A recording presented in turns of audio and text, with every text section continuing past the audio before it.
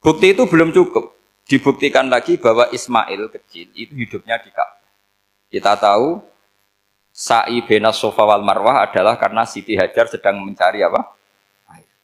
Jadi ada bukti sekian, bukti empirik bahwa Ibrahim itu kiblatnya itu Ka'bah, bukan Baitul Maqdis. Sehingga ada kata-kata fihi ayatum bayyinatum maqamu Ibrahim. Nah, tanpa ngerti asbabun nuzul, kamu akan mengartikan fa'aina ma tuwallu fatamma wajhu itu salah. Karena di situ kamu menghadap mana saja, maka di situ ada ridhonya Allah. Maka para ulama memberi catatan, maksudnya begini, kamu menghadap kemana saja, asal itu yang diperintahkan Allah, maka di situ ada ridhonya Allah.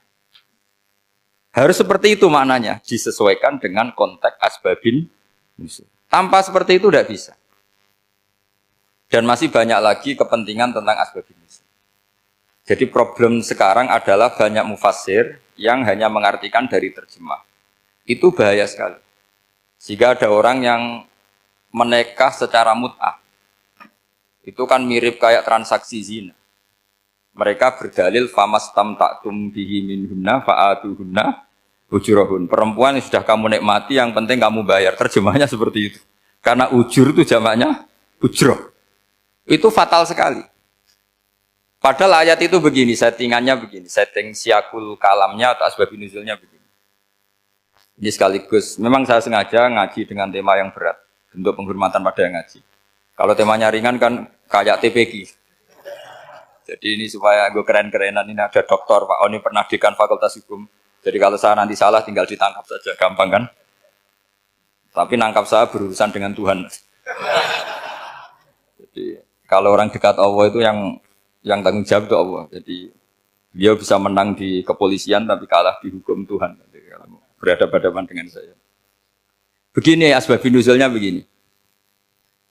Wal muhsanatu minan nisa yang awal juz 5 itu ya kita santai aja. Yang awal juz 5 itu sebetulnya maktuf diatafkan pada ayat hurrimat alaikum ummahatukum wa banatukum wa akhwatukum wa ammatukum wa kholatukum wa banatul akhi wa banatul ukhti. Jadi perempuan yang haram dinikah itu ada 7.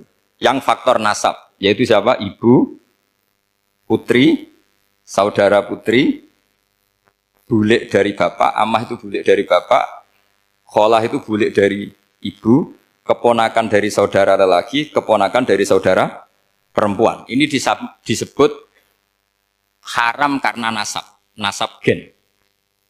Kalau orang Jawa bilang hanya 4 karena ngitungnya bulik baik dari bapak maupun ibu. Kalau orang Jawa bilang kan bulik terus keponakan dihitung 1. Padahal ada keponakan dari saudara lelaki, ada keponakan dari saudara apa? Perempuan. Wa banatul akhi wa banatul ukhti. Terus kedua haram karena rodok. Kita tahu dalam hukum Islam rodok adalah sama dengan nasab. Jadi ibu yang pernah menyusui kamu berarti jadi ibu kamu. Dan saudara sepenyusuan berarti menjadi saudara kamu. Ini disebut wa ummahatukumul lati arda'nakum wa akhwatukum minar radha'. Terus ketiga haram karena musoharoh, karena besanan. Jadi pagi ini misalnya saya nikah dengan Sri, bilang qabil tu nikaha wa taswijaha bil mar'il madkur. Setelah nikah dengan Sri ini otomatis ibunya dia menjadi mertua. Otomatis haram saya apa? Nikah. Ini namanya haram karena musoharoh. Atau kamu punya anak Zaid. Zaid pagi ini akad dengan Sri. Berarti Sri adalah menantu Anda. Otomatis haram bagi Anda. Itu namanya haram karena musoharoh, karena bisanan. Itu yang disebut waroba apa haram-haram itu kan saat terus itu wa ummahatu nisaikum. Apa ibu dari istri-istri kamu. Memang ini agak jelimet, tapi memang syaratnya mufassir harus biasa jelimet. Jangan hanya nyari partai, ayat-ayat untuk kepentingan partai. Wah itu ngeri. Kacau, Quran dipakai kampanye. Terus, itu berarti sudah 3 kan? Haram karena nasab, karena rodok, haram karena musoh. Terus yang keempat ini, haram yang bukan karena sebab pada seorang perempuan, tapi karena istri orang. Itu disebut wal muhsanatu minan nisa. Haram menikahi perempuan yang masih milik orang lain. Nah, orang lain yang menikahi ini, istilahnya Allah adalah lelaki yang menikahi perempuan ini adalah lelaki sing muhsinina ghairu musafihin, secara nikah yang sah. Nah, nikah yang sah itu begini dalam hukum fikih Islam. Saya nikah dengan Sri, kalau hanya akad, itu saya wajib bayar mahar hanya separuh. Jadi kalau saya janji bayar 1 miliar, berarti wajib bayar berapa? 500 juta. Kalau janjinya 100 juta, hanya bayar 50 juta. Itu yang wajib bil akdi. Nanti wajib sepenuhnya nunggu bil jima. Kalau sudah hubungan intim, baru wajib 100%. Jadi kalau ada di Jawa, nikah dengan seperangkat alat sholat, itu yang atasannya tok, itu wajib karena akad. Nanti bawahnya nunggu setelah hubungan apa? Intim. Nah, ini hukum Quran, bukan hukum saya. Makanya kan wa in talaqtumuhunna min qabli an tamassuhunna, saat terus fanis suma faradtum, hanya wajib bayar setengah. Nah, perempuan yang sudah diajak hubungan intim itu kata Allah fa'atuhunna ujurahun, maka wajib kamu bayar Jadi ayat itu tentang perempuan yang sudah dinikah, kita harus bayar berapa? Harus bayar penuh. Ini penting saya utarakan. Nah, problem kita sebagai orang Indonesia, ini juga problem Pak On, problem semua kiai. Mahar di Indonesia itu nggak bisa dibahas di Quran. Karena keterlaluan, kecilnya itu keterlaluan. Saya ini kan kiai, sering ngakatkan tuh sampai bosen, seperangkat alat sholat. Itu ngawur sekali, ini mbak-mbak harus nggak mau gitu. Saya provokasi minimal itu ya berapa? 100 juta berapa? Pantasnya berapa? Pantasnya berapa? 10 gram itu berapa nilainya? Kan 1 gram 500.000, baru 5. Ya sudah mendingan itu 10 gram. Ya. Quran itu bayangannya gini, sambil latihan, yang hafal-hafal biar latihan. Jangan dapat beasiswa karena hafal tapi nggak jelas juntrungannya. Quran tuh bayangannya gini, ini nggak mungkin Quran ini bisa dibaca di Jawa. Wa in aradtum istibdala zaujim makana zauji wa ataitum ihdahunna qintaran fala ta'khudhu minhu syai'a. Jika kamu nikah sama seorang perempuan, kemudian kamu cerai, maka mahar yang sudah kamu berikan jangan ambil lagi. Karena mahar di Arab itu mahal, 100 juta, kadang mobil Alphard, kadang GMC. Sehingga setelah menceraikan tuh kebayang narik. Kok enak, dulu saya memberikan itu kan karena dapat servisnya, sekarang sudah saya cerai, saya tarik. Kalau mahar di Indonesia kan seperangkat alat sholat.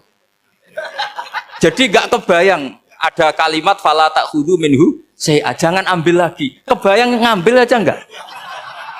Apalagi kalau nikahnya sudah 2 tahun kan sudah lusuh, sudah. Tapi kalau di Arab itu kebayang karena mahal. Makanya orang Arab suka nikah orang Indonesia karena murah. Jadi bahasa kintoron tuh harta yang enggak ternilai. Wa ataitum ihdahunna kintoron. Yang enggak ternilai, mahal betul. Itu pernah saya hitung, ada yang mahar itu 400 juta, ya sekira segitu. Nah, makanya setelah dicerai, Allah memperingatkan setelah kamu kasihkan, ya jangan minta lagi. Kenapa kepikiran minta? Karena jumlahnya besar. Kalau di Indonesia kepikiran nggak minta, ya? Nggak kepikiran, saking kecilnya.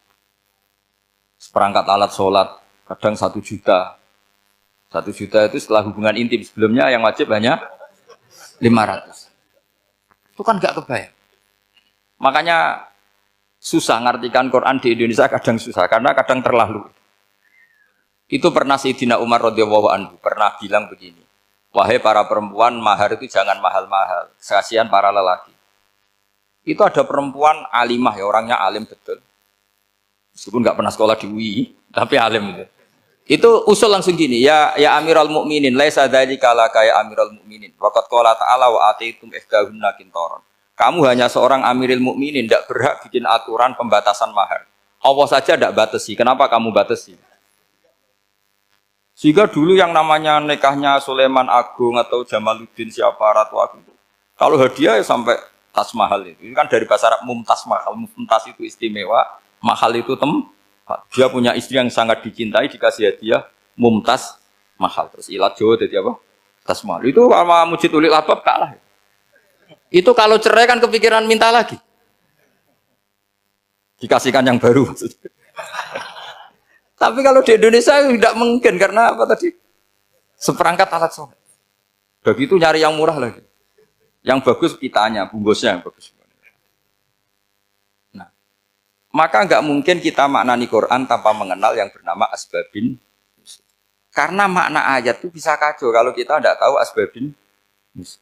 Yaitu kayak tadi makna fa'ina ma tuwallu fasamma wajhu. Itu maknanya kan kamu menghadap mana saja, boleh saja di sana ada ridhonya Allah. Berarti kan bisa ke timur, ke selatan, ke utara, ke barat. Itu bahaya betul.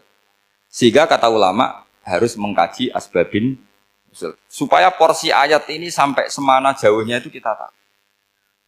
Tanpa tahu itu tidak bisa. Begitu juga menyangkut kiblat. Sekarang saya tanya, kemarin kan ramai dulu di Kemenak, kiblat semuanya diukur dengan GPS, terus beberapa masjid dikomentari salah, karena diukur pakai apa? GPS. Kalau dalam bahasa falak disebut yaumarosdil kiblat. Memang bisa diilmun. Tapi pertanyaannya begini, dari awal Allah ngendikan fawal liwajhaka syatral masjidil haram. Kamu yang penting sholat itu menghadap masjid. Masjid itu ya bangunan. Sehingga kata Ibnu Abbas yang diriwayatkan banyak ulama mengatakan Al-Ka'bah kiblatun li ahlil masjid wal masjid kiblatun li ahlil haram wal haram kiblatun li ahlil masyriq wal maghrib. Jadi kalau orang di dalam masjid kiblatnya harus Ka'bah. Di luar masjid kiblatnya asal bangunan Masjid Haram. Tapi di luar sini kayak di Indonesia boleh semua tanah. Kenapa begitu? Kata Ibnu Abbas karena Quran turun bilisanin Arabiyyim mubin. Jadi kalau orang Jogja kalau mau ke Jakarta arahnya kemana? Barat. Itu sebetulnya ketika Anda ke barat itu persis Jakarta apa bisa saja pasnya itu Pangandaran. Tapi orang tuh akan bilang kalau ke barat ya ke Jakarta. Meskipun presisi Anda tepatnya di Pangandaran. Nah kiblat seperti itu asal orang menghadap ke barat itu orang sudah bilang ke nggak usah sedetail misalnya harus pas Ka'bah. Saya pernah debat sama tim ahli Kemenak. Nggak bisa Gus, sekarang ada GPS harus tepat Ka'bah. Terus saya bilang gini, kalau teori Anda benar, berarti semua masjid luasnya maksimal 16 meter. Ka'bah itu luasnya hanya 16 meter.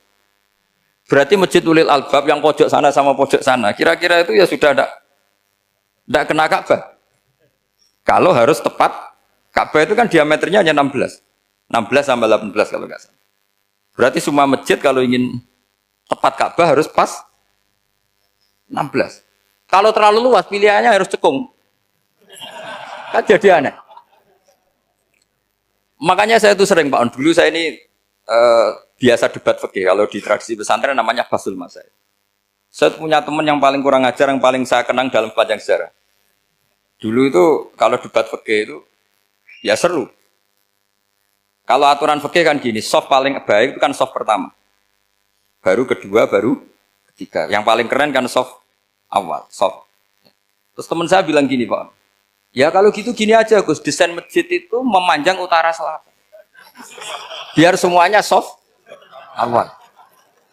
Gara-gara didesain begini kan ada soft 2, soft 3. Apa susahnya? Kita bikin mulai awal supaya masjid itu memanjang utara apa? Selatan. Supaya semuanya soft awal. Ya kalau ada hukum ya diimplementasikan dalam desain bangunan katanya. Jadi. Itu kan kacau. Terus akhirnya saya jawab, lalu setelah begitu yang paling afdol siapa? Yang dekat imam. Ya sudah, bikin cekong saja kalau gitu. Artinya gini ya, beragama itu yang sehat. Jadi beragama itu berdasar riwayat. Berdasar riwayat, pernah ada ulama yang ngitung. Madinah menghadap Ka'bah itu ya tidak pas. Pernah dihitung pakai GPS. Kiblat Madinah ke Ka'bah itu ya tidak pas. Tidak seperti yang pernah dianjurkan Kemenak. Karena apa? Agama ini ngikuti bilisanin Arabiyyim. Mungkin seperti jenengan gini. Semua ini istilahnya apa? Menghadap Gus Bah. Padahal ada yang agak sana, agak sana. Semuanya ngaji sama siapa Gus? Ya sudah. Istilahnya bertatap muka. Memangnya kita benturan. Ini bahasa. Jadi seperti ini semua namanya apa? Beradab. Padahal ada yang agak samping, agak samping. Ka'bah juga gitu. Sebenarnya tidak se-ekstrim yang dibayangkan orang-orang. Cuma kalau bisa tepat, ya kita harus tepat. Tapi tetap saja tidak perlu 16 apa? Meter. Fa'aina ma tuwallu fathamma wajhullah itu artinya menghadap. Menghadap itu menghadap arah. Makanya Allah tidak dawuh fawal liwajhaka nahwal Ka'bah tapi fawal liwajhaka syatrul Masjidil Haram. Jadi ini penting saya utarakan supaya kita familiar dengan istilah-istilah Quran. Istilah Quran itu gampang sebenarnya. Kalau kita kaji itu gampang. Problem kita tidak pernah mengkaji. Jadi semuanya asing. Kalau kita mengkaji itu gampang sekali. Saya punya sekian cerita betapa pentingnya mengkaji Quran. Harun ar-Rasyid itu dinasti Bani Abbasiyah. Itu pinter sekali. Ada seorang ustadz yang agak ekstrim. Itu datang ke Harun ar-Rasyid. Ya Amirul Mukminin, inni nasihun laka famusaddidun alaika. Fala tajidanna alayya fi nafsika syai'an. Saya mau nasihati kamu, tapi saya mohon jangan masukkan hati. Karena nasihat ini penting. Tapi saya akan keras, vulgar. Akan keras, kritik saya akan keras. Karena Anda sebagai Amirul Mukminin tidak pedes. Apa kata Amirul Mukminin Harun ar-Rasyid? Uskut ya Ustadz. Sebagai riwayat uskut ya jahil. Kamu itu Ustadz bodoh, tidak usah banyak omong. Terus ditanya, kenapa saya bodoh? Terus dibacakan ayat faqula lahu qaulal layyina la'allahu yatadzakkaru aw yakhsha. Inna Allaha ta'ala qad arsala man huwa khairun minka ila man huwa syarrun minni. Wa ma'a dzalika qala ta'ala faqula lahu qaulal layyina. Allah pernah menugaskan seorang yang lebih baik ketimbang kamu, yaitu Musa dan Harun. Musa dan Harun adalah seorang nabi. Kepada orang yang lebih buruk ketimbang saya, yaitu Fir'aun.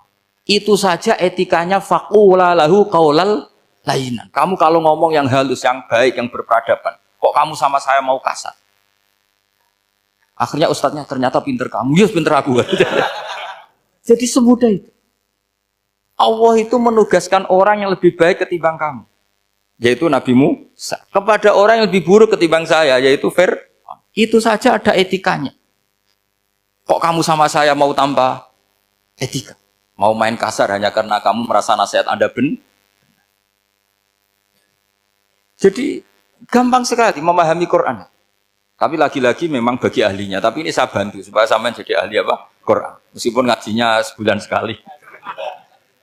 Sudah sebulan sekali tidak punya kitabnya. Sudah. Jadi ulama dulu kalau belajar Quran itu gampang sekali. Saya berkali-kali cerita. Yang kitab saya baca di rektorat namanya Syajaratul Ma'arif. Itu kalau cerita bikin judul itu enak sekali.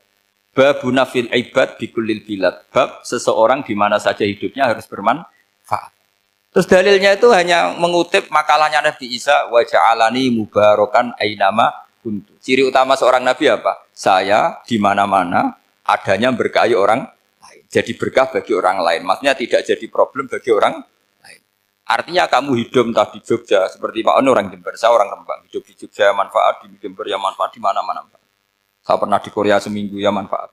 Saudara kita TKI yang di Korea manfaat, di sana bikin masjid, bikin apa.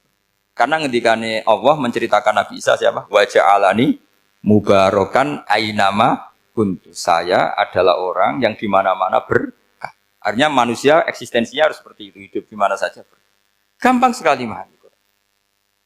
Pernah Imam Syafi'i ditanya, kalau kamu nggak kehilangan air atau nggak ada air di satu daerah, cari-cari dulu.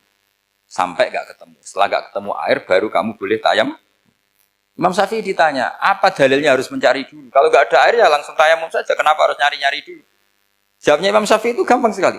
Qala ta'ala falam tajidu ma'an. Kemudian kamu tidak menemukan air. Di mana-mana tidak menemukan setelah mencari. Kalau belum mencari namanya tidak tahu. Kan ayatnya kan falam tajidu ma'an. Kemudian kamu tidak menemukan air. Tidak menemukan tuh nyari dulu apa langsung ngambil sikap? Nyari dulu, baru kesimpulannya tidak ketemu. Kalau belum pernah nyari namanya tidak tahu. Segampang itu lama dulu memahami Quran karena konstruksinya utuh. Yaitu mereka tahu betul bahwa Quran itu bilisanin Arabiyim. Ketika Futuhat Syam, Syam dulu itu dikuasai tentara Romawi. Era Sayyidina Umar Futuhat. Yerusalem dikuasai tentara Islam. Itu awal Sayyidina siapa? Umar radhiyallahu anhu. Ketika Futuhat mau ada pesta besar-besaran. Tapi Umar menolak. Ketika menolak, kenapa Anda menolak? Beliau hanya membaca ayat innallaha ta'ala ayyara qauman faqala adhabtum thayyibatikum fi hayatikumud dunya. Allah itu mengkritik satu komunitas kaum yang zaman di dunia menghabiskan semua kenikmatan. Maka kita tidak perlu syukuran besar-besaran. Jangan-jangan jatah kita di akhirat kita habiskan di dunia. Itu adhabtum thayyibatikum fi hayatikumut. Semudah itu. Semudah itu ulama. Rasulullah pernah dahar, pernah makan. Makan karena 3 hari gak makan, cara di Indonesia gak makan nasi, gak makan daging, sudah lama sekali. 3 hari Nabi itu hanya makan kurma dan air putih. Pernah Nabi gak makan roti sampai 3 hari. Kalau Indonesia mungkin gak makan nasi. Di hari ketiga, ada sahabat yang berbaik hati, Nabi disembelihkan kambing, dipotongkan kambing, Nabi disuruh dahar. Itu baru dahar setengah piring, Nabi berhenti. Ketika ditanya, setengah piring itu kan sudah kuat untuk sholat, untuk apa sudah kuat. Ditanya, ya Rasulullah kenapa berhenti? Bukankah engkau tidak makan ini 3 hari? Nabi menjawab, walatus alunna yauma idzin anin naim. Semua nikmat yang saya rasakan nanti ada pertanggungjawabannya. Makanya saya tidak ingin banyak-banyak. Wah itu kalau diterapkan di sini nggak populer. Makanya saya tahu gayanya ngaji Quran itu nggak siap dengan konsep-konsep Quran itu. Jadi segampang itu orang dulu. Nah karena apa ya itu tadi? Mereka tahu asbabun nuzul. Quran itu diturunkan dalam konteks apa? Lafat ini arahnya kayak apa? Mutlak muqayyadnya kayak apa? Muhkam mutasabihnya kayak apa? Nasah mansuhnya kayak apa? Nah sedikit saya cerita ini mungkin contoh terakhir supaya agak lama-lama. Nanti bingung kalau lama. Yang bingung ya saya. Bingung cara memahamkan. Jadi kalau guru itu kan bingung cara memahamkan. Kalau murid bingung cara memahami. Gak tahu tingkat kebingungannya sama. Kalau guru itu bingung cara memahamkan. Kalau murid bingung cara. Jadi ini pertemuan 2 kelompok bingung. Jadi yang satu bingung cara memahamkan. Yang satu bingung cara. Kalau orang ekstremis bingung cara merusak suasana. Nah, itu gak benar itu. Ada loh. Rasulullah itu nabi, itu paling pusing yang ngadepi orang-orang yang ekstrim. Karena apa? Cara berpikir itu lompatannya itu enggak tertib. Jadi nabi itu cara berpikir itu kecerdasan nubuah. Sementara orang ekstrim cara berpikir itu kecerdasan nafsu, bukan kecerdasan manusia. Kalau manusia masih baik nafsu. Misalnya begini, kalau dalam tradisi nubuah itu, saya dengan Pak Anu berteman lama, mulai tahun 2000 berapa. Itu kalau Pak Anu bertamu ke saya, harusnya tidak usah tak kasih makan. Karena sudah dekat. Tapi kalau kenalan baru itu dikasih makan, disangoni. Jadi Nabi itu perilakunya agak unik. Akhirnya ada orang yang cara berpikir itu dangkal. Ya Rasulullah ini tidak fair. Yang iman lama tidak diservis, yang iman baru diservis.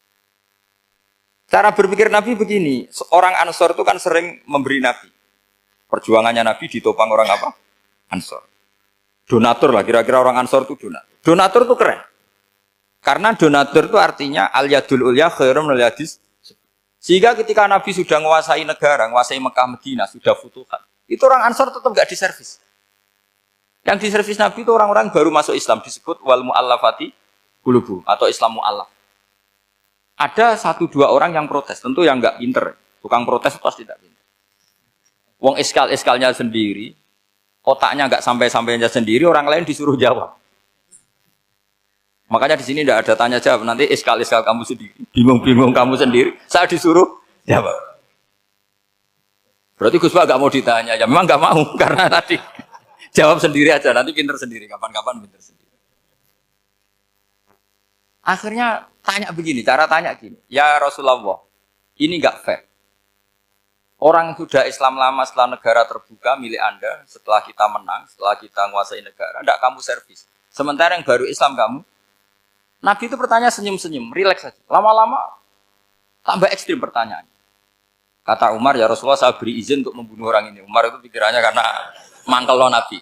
Nabi jangan. Kalau kamu bunuh nanti apa kata orang banyak? Inna Muhammad dan yaqtulu ashabah. Dikira Muhammad membunuh sahabatnya sendiri. Nabi masih mendengar. Komplainnya masih dengar. Lama-lama Nabi memberi penjelasan. Kamu ini orang Ansor. Kamu biasa memberi saya, memberi dana perjuangan. Memberi itu hebat. Saya tidak ingin menurunkan grade Anda. Grade sebagai pemberi, berarti kelasnya elit. Sekarang menjadi penerima. Itu tidak bagus. Itu betapa Rasul ini namanya kecerdasan nubuah. Kalau orang biasa memberi, biar memberi saja. Supaya dia tetap heroik, tetap patriotik, tetap keren. Karena mentalnya Jangan sampai dari mental memberi, kemudian mentalnya peminta. Jadi kalau Pak On jadi tim suksesnya Pak Jokowi itu ya tidak minta-minta. Kalau dulu kampanye ya kampanye saja. Biar memberi terus gak pernah minta. Meskipun akhirnya ya gelong. Kalau tapi Nabi dulu tidak gitu. Jadi orang Ansor itu gak pernah diservis. Padahal jasanya kayak gitu. Supaya kelasnya tetap kelas elit, yaitu pemberi, penanggung jawab. Nabi gak ingin orang Ansor turun grade menjadi penerima. Orang-orang yang cerdas nubuah menerima konsep Nabi seperti itu. Lo tanya sama Pak On, saya dadani terjemahan UI itu puluhan tahun sama Pak. Itu beliau ke kontrakan saya ke rumah beliau. Tidak pernah berharap apa. Saya sangat tertutup. Bukan apa-apa ya, kalau ingin memberi saja. Kontribusi saya pada Al-Quran. Saya tidak kepikiran mendapat. Supaya heroik. Tapi orang-orang yang cerdas amatir tadi, ini nggak fair. Wong yang memberi lama kok dapat servis sedikit. Nah, sekarang itu problem zaman akhir sudah mulai seperti itu. Nah, orang ini namanya Dzul Khuwaisirah. Ini yang nanti punya anak turun Khawarid. Khawarid itu orang yang ibadahnya hebat, tapi cara berpikir tentang nubuah salah. Orang lagi Khawarid itu orang yang ibadahnya hebat, tapi cara berpikir nubuah salah. Nubuah itu unik. Nubuah itu cara berpikir tadi. Apa ya? Melihat sesuatu yang benar biar benar terus. Gitu. Yaitu tadi, mental memberi itu ya biar memberi terus, tidak usah di-share. Maka ketika Abu Bakar jadi Khalifatul Rasulillah, itu ada sistem kepegawaian. Itu gajinya Umar yang sudah Islam lama, gajinya Abu Bakar yang sudah Islam lama. Itu sama Abu Sufyan sama, padahal Islamnya Abu Sufyan baru setelah Fathu Mekah, kira-kira baru setahun. Terus diprotes sama orang-orang, ini Islam lama kok gajinya sama Islam yang baru setahun kok sama. Kata Abu Bakar, fadha'iluhum indallah, mereka punya kelebihan Islam lama itu indallah, nanti balasannya biar surga. Kalau di dunia sesuai profesinya. Artinya profesi kalau penjaga kantor ya berapa, kalau dosen berapa, pokoknya ya sudah. Dan itu diterima oleh sahabat. Semuanya menerima konsep itu. Era Umar agak dibalik. Abu Sufyan kira-kira gajinya 1 juta. Yang lainnya yang menangi Nabi mulai awal gajinya 10 juta. Ditanya, ya Umar, kenapa ini jadi rubah seperti kebijakan Abu Bakar, tidak seperti Abu Bakar? Jawabnya Umar lucu. Fawwah la usawwi baina man qatala Rasulullah wa baina man qatala ma'a Rasulillah. Demi Allah saya tidak akan pernah menyamakan orang yang dulu merangi Rasulullah yaitu Abu Sufyan dengan orang sing selawase dari Rasulullah yaitu Sayyidina Ali dan sebagainya. Ini penting. Artinya ketika gajinya orang saya seperti Ali radhiyallahu anhu itu tinggi itu bukan karena lamanya Islam, tapi karena lamanya iman. Jadi mulai dulu ijtihad itu ada dan dulu dia biasa saja. Karena tadi ada kecerdasan nubuah. Saya ulang lagi, ada kecerdasan apa? Sekarang itu kecerdasan tomak atau kecerdasan nafsu. Itu kalau sampai ngaji kitab tasawuf, itu bab bakhil itu tidak ada. Menurut kitab tasawuf, medit itu tidak ada, kikir itu tidak ada.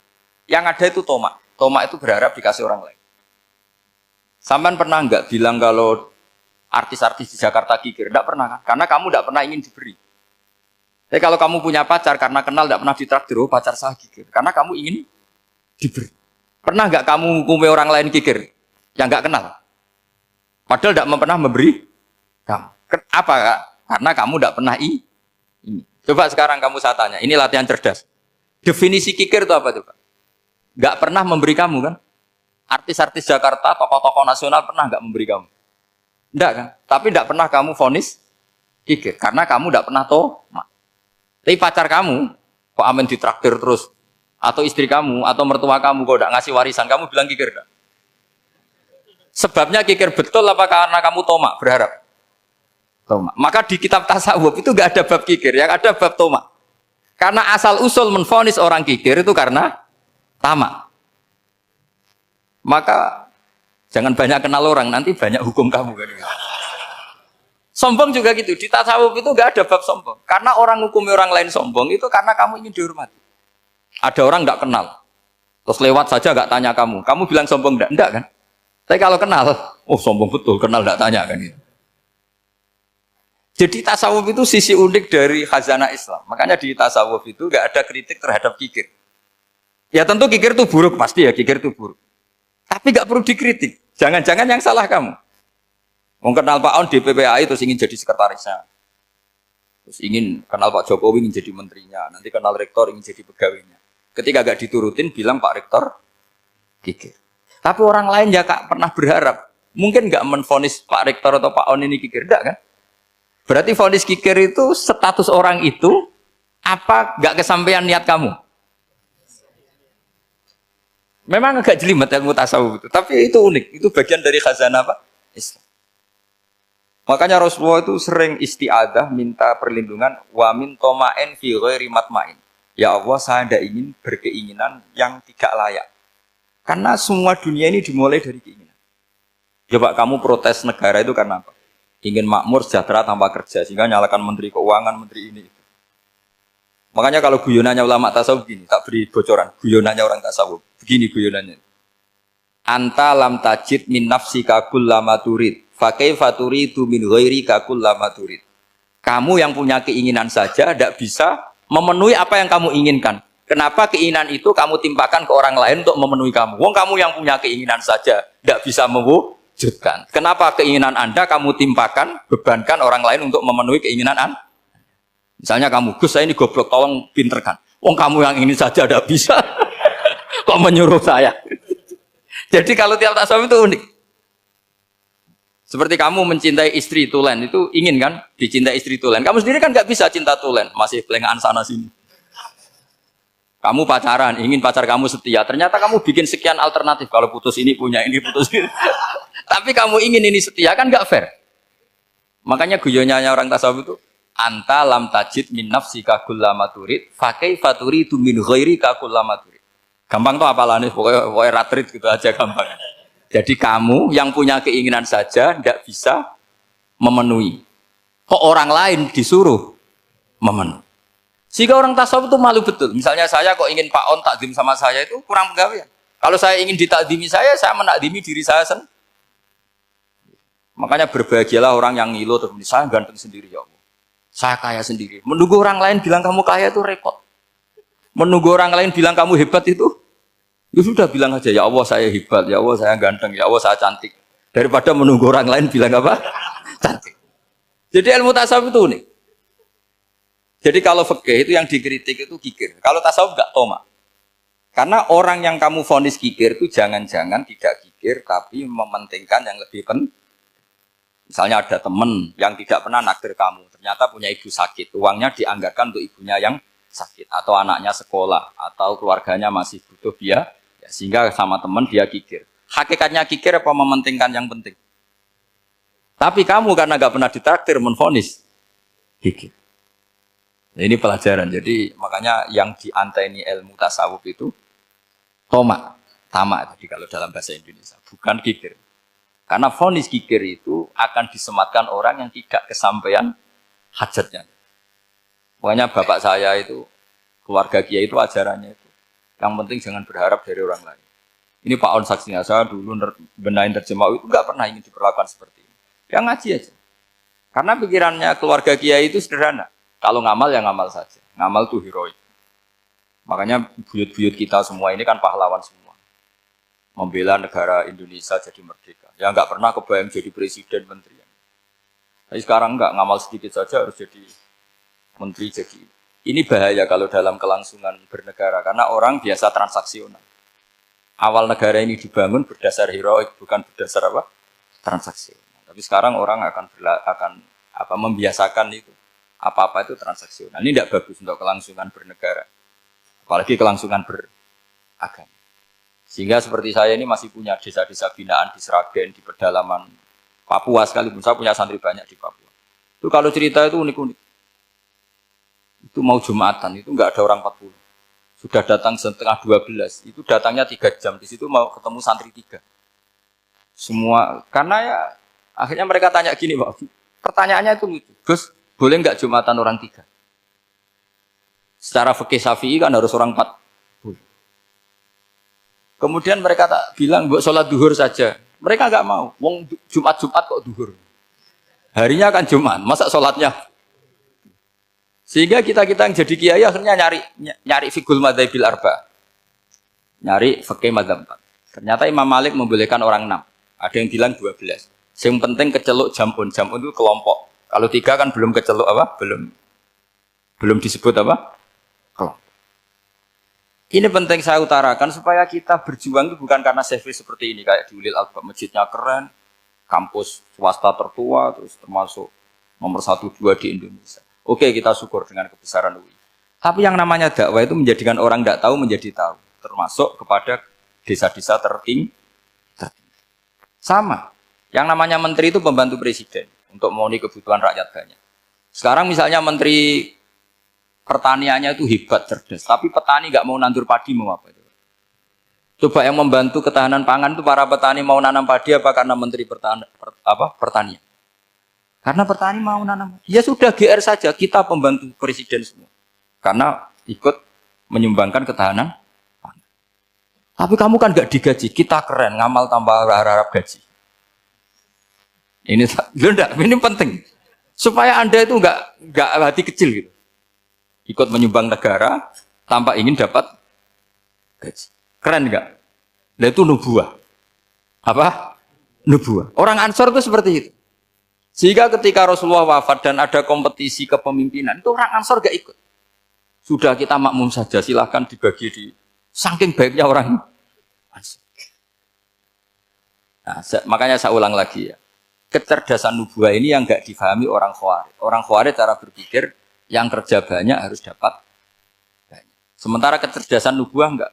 Yang biasa memberi, terus memberi saja, biar derajatnya tetap al-yadul ulya.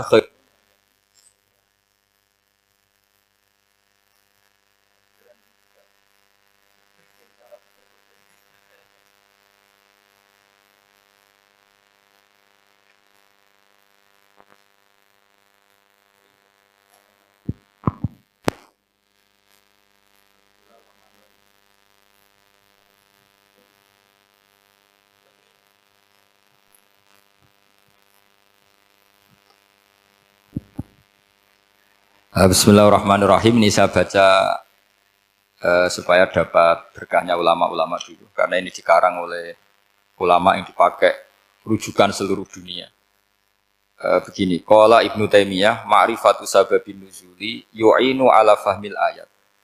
Jadi mengenali asbabin nuzul itu membantu memahami secara benar ayat itu. Karena tadi kalau ayat itu dipotong, itu maknanya bisa kacau kayak tadi famastam ta'tum bihi minhunna fa'atuhunna ujurahun. Kalau diterjemah itu kan mendukung kawin mut'ah. Kalau terjemahnya saja perempuan siapa saja yang pernah kamu nikmati, yang penting kamu bayar. Itu kan aliran sesat dan menyesatkan.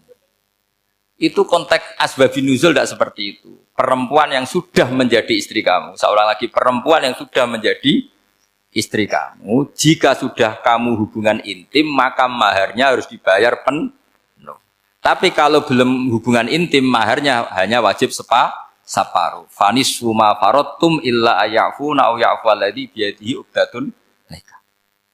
Tapi tadi kalau di Indonesia gimana Gus? Itu yang repotnya. Maharnya itu tadi mukena atasan dan apa? Bawahan. Wah kacau kalau di Indonesia. Sehingga kita bingung kalau dalam logika Arab kan gitu. Bayangannya kalau cerai, kata Allah fala ta'khudhu minhu syai'an. Harta yang sudah kamu berikan ke istri jangan diambil lagi. Sampai dilarang ngambil tuh karena jumlahnya banyak sehingga kepikiran ngambil. Kalau di Jawa enggak usah dilarang sudah tidak akan ngambil karena rukuhnya sudah lusuh. Itu susahnya baca Quran di Jawa ya. Karena dari awal maharnya terlalu apa? Kecil. Terus beliau Imam Suyuti termasuk di sini menyontohkan yang pasti salah kalau difahami yaitu tadi ayat apa itu fa inama tuwallu fasamman wajib. Jadi beliau terus meringatkan betapa pentingnya mengenali asbabin nuzul. Karena asbabin nuzul itu gampang. Saya ulang lagi, asbabin nuzul itu gampang. Gampangnya begini ya, kan ada satu peristiwa, misalnya begini, Rasulullah itu kan mengkritik penuhanan Lata dan Uzza, berhala-berhala itu dituhankan, dikritik sama Rasulullah. Kemudian mereka begini, karena mereka biasa personifikasi Tuhan, Muhammad, kalau Tuhan itu tidak Lata Uzza, dan itu terbuat dari batu, lalu Tuhan Anda itu dari apa? Amin fiddotin audabin, lalu Tuhan Anda ini dari emas apa dari perak? Karena mereka nggak bisa membayangkan Tuhan tanpa dipersonifikasi. Terus Allah menurunkan qul huwallahu ahad, Allahus Somad lam yalid wa lam yulad wa lam yakul lahu kufuwan ahad. Karena otaknya mereka sudah begitu. Yang namanya Tuhan itu harus dipersonifikasi. Makanya saya kemarin di Korea seminggu. Cerita yang paling unik gini Pak On. Ada bos Islam, ada bosnya TKI yang baik. Mereka mengizinkan pekerjanya sholat. Bareng sholat tuh diingeti ke atas ke bawah. Kok nggak ada arcanya? Sehingga setelah sholat dibilang, apa saya berikan berhala sekalipun? Karena nggak kebayang ada orang sholat kok tanpa berhala, tanpa Tuhan. Yang kamu sembah itu mana? Kok nggak ada? Apa tak belikan? Jadi unik. Nah teman saya yang satu unik lagi. Dia termasuk pegawai Garuda. Yang derekno saya ke Korea itu orang pegawai Garuda. Dia karena orang kaya biasa ke Eropa kemana-mana. Singkat cerita dia sholat di mall. Karena nganggep Korea itu sudah negara maju kayak Eropa. Setelah sholat di mall pas asar itu, security-nya nelpon polisi. Pak polisi di sini ada ritual teroris. Jadi kalau menamakan sholat itu ritual. Jadi artinya apa?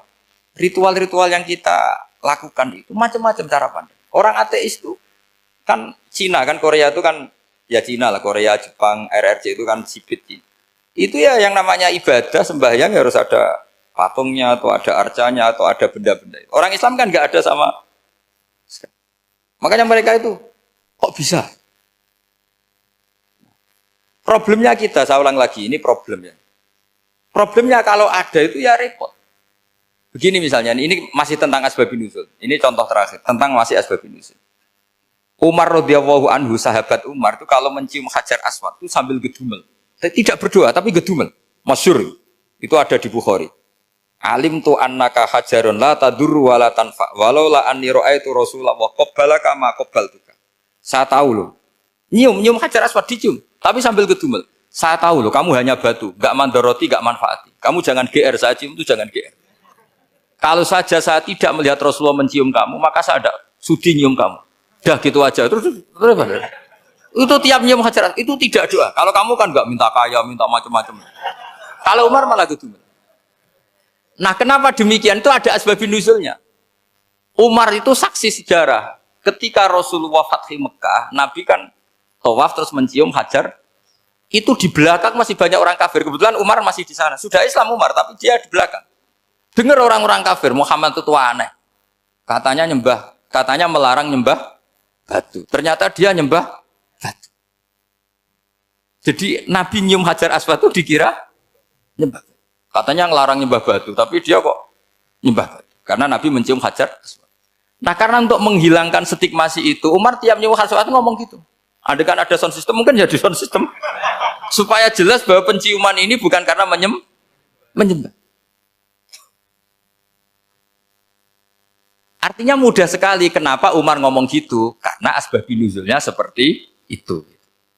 Coba kalau kamu tidak tahu asbabun nuzul, Umar maksudnya gimana? Gak doa, gak apa kok malah ngomong gitu kan.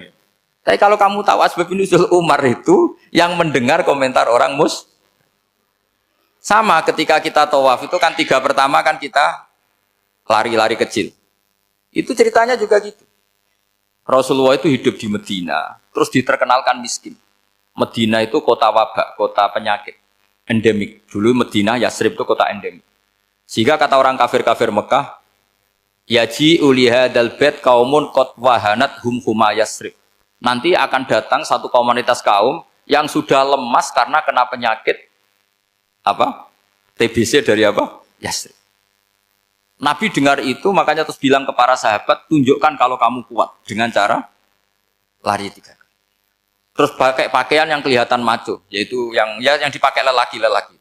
Bahunya dikelihatan. Nah, setelah Rasulullah wafat, Umar menggantikan beliau setelah Abu Bakar.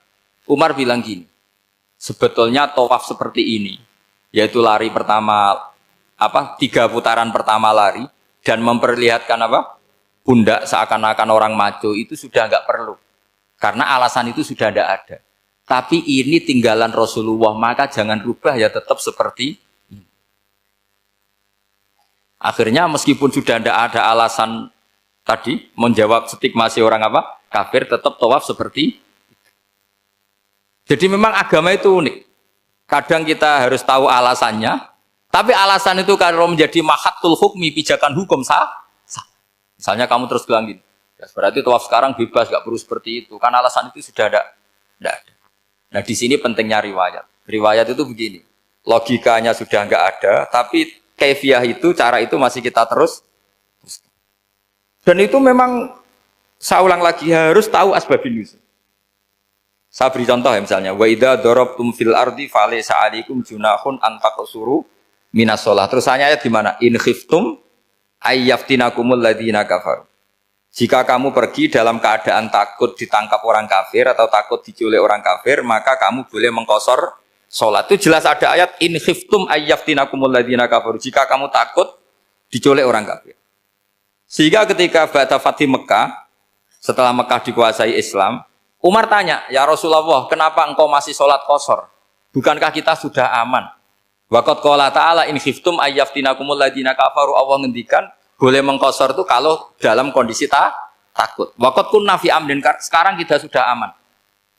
Jawabannya Rasulullah itu unik. Ya Umar, hadihi shadaqatun faqbalu shadaqah. Ini sedekahnya Allah, bonus, sudah terima saja, enggak usah catatan-catatan gitu. Sehingga era Umar ya ada lagi yang tanya Umar ke gitu. Terus kata Umar, sa'altu dzalika Rasulullah sallallahu alaihi wasallam faqala hadhihi shadaqatu wa faqbalu shadaqah. Sudah ini bonus dari Allah, terima saja. Ini kan unik. Padahal kalau secara disiplin ilmu kan begini. Kamu boleh mengqasar salat kalau dalam bepergian dan dalam keadaan takut. Logika hukumnya kalau tidak takut tidak usah. Sama seperti begini. Kamu kalau pergi jauh seperti saya Pak On, itu ngosor sholat apa enggak ngosor kan? Alasannya kalau kosor itu, kalau pergi itu masyakot, repot. Sekarang pergi kita pakai Alphard, pakai Innova, bawa uang, disupirin, itu masyakot enggak? Enggak kan? Tetap boleh jamak enggak? Boleh. Sebenarnya kamu jamak itu karena pengetahuan hukum apa karena enak jamak? Kalau alasannya masyakot, kan sekarang sudah ada. Enggak repot. Ya sudah pakai hadis tadi, ini hadiah, terima saja. Jadi makanya agama itu riwayat. Tapi ada saja ulama yang agak balik loh. Agak balik loh gini, banyak juga ulama misalnya duwe gawe, ibunya sakit terus ribet jamak sholat. Kenapa? Ribet ngurumat ibu. Makanya ada saja kiai yang duwe gawe mantu itu terus jamak sholat, tapi jangan ikuti. Tapi ada saja karena alasannya jamak itu karena apa? Repot. Ya ada saja, tapi ya jangan ditiru. Cuma saya ini cerita, analisis hukum itu memang agak-agak unik. Jadi tadi, kadang Nabi itu ditanya, ya Rasulullah, kita dulu boleh jamak qasar ini kan karena in khiftum ayyaftinakumul ladzina kafaru, takut diancam orang kafir. Sekarang aman, kenapa tetap jamak? Jawabannya Nabi, ini hadiah, terima saja. Ya ada sahabat yang bantah, kenapa Nabi? Allah itu zat yang baik, kalau sudah ngaji bonus nggak pernah ditarik lagi. Makanya Nabi kalau berdoa itu unik. Ya, siapa yang disiksa di dunia karena dosanya, fawahu akramu min ayyus sanniya uqubatahu fil akhirah. Kalau ada orang salah kok di dunia sudah dikasih sanksi, Allah itu lebih mulia untuk mengulang nanti di akhirat. Akram itu Allah terlalu mulia, maksudnya orang kepikiran, wis males ya selesai, tidak akan di. Kalau sampean kan enggak, masih ingin lagi. Jadi itu cara berpikir nubuah. Jadi berpikir nubuah itu beda. Ada orang pas sujud diinjek sama orang fasik. Diinjek, kemudian si yang sujud tadi, wallah la yaghfiru wallahu laka, demi Allah tidak akan ngampuni kamu. Itu langsung Allah memberi wahyu sama Nabi di zaman itu. Bilangin yang sedang sujud itu, dia harus minta maaf sama saya, kata Allah. Mangdzalladzi yata'alla ala fulan. Dia bersumpah bahwa Allah tidak akan memaafkan orang itu. Itu harus diralat. Nabinya iskal, kenapa ya Allah? Yang Tuhan itu saya ini punya sifat dua, bisa menyiksa dan bisa memaafkan.